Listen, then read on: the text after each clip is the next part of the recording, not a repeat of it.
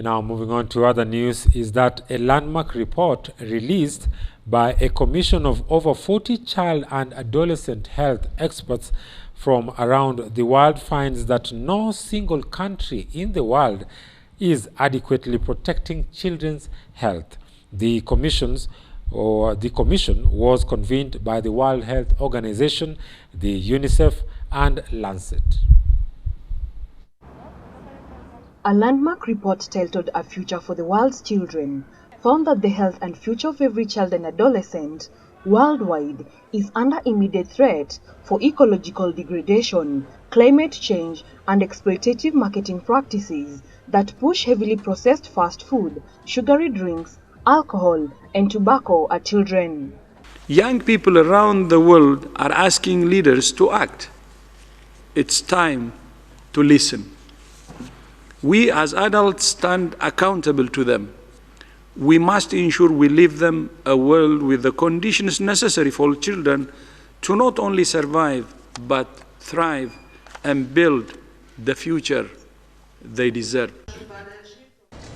The report included a global index of 180 countries, comparing performance on child flourishing, including measures of child survival and well-being, such as health, education, nutrition, sustainability, with a proxy for greenhouse gas emission and income gaps. We encourage leaders around the world to take heed. No country can afford to be complacent. No country is doing enough. The health of children everywhere is at risk. We can do more, and we must do more. Our children, our young people deserve better. The index showed that children in Norway, the Republic of Korea, and the Netherlands have the best chance at survival and well-being, while children in Central African Republic, Chad, Somalia, Niger, and Mali face the worst odds.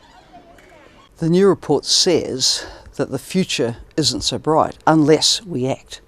Of course, the message is that we can act on the climate crisis and on the commercial determinants that are driving ill health among children. So, looking to the positive, there's a good, strong message there for action.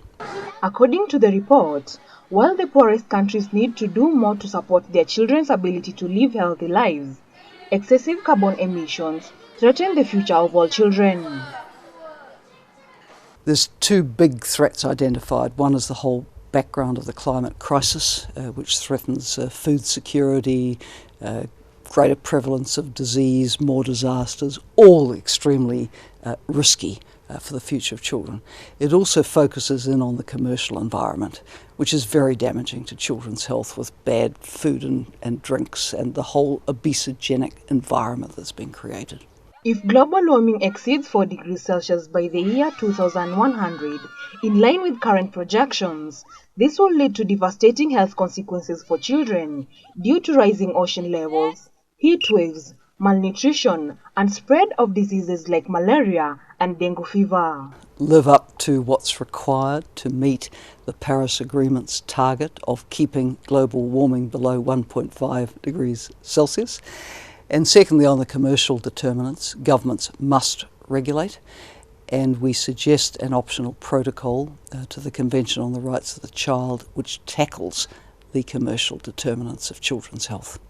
Children's exposure to commercial marketing of junk food and sugary beverages is associated with purchase of unhealthy foods, leading to overweight and obesity, linking predatory marketing to the alarming rise in childhood obesity. The number of obese children and adolescents increased from 11 million in 1975 to 124 million in 2016. There's optimism that we can act, that we can turn the tide. It's going to take tremendous advocacy and leadership. There has to be action led by heads of government. They need to mobilise across their governments and ministries and sectors to get that action. I've been a leader. I know how tough it is to take on commercial determinants and those who are behind the pollution which is causing climate change. But leaders have to step up. Otherwise, we don't secure the future we need for our children. To protect children, the Independent Commission authors called for a new global movement driven by and for children. Specific recommendations included stop carbon dioxide emission with utmost urgency to ensure children have a future on this planet, place children and adolescents at the center of our efforts to achieve sustainable development, new policies and investment in all sectors to work towards child health and rights, incorporate children's voices into policy decisions, tighten national regulation of harmful commercial marketing, supported by a new optional protocol to the UN Convention on the Rights of the Child. Wawira Doreen, GBS Morning Extra.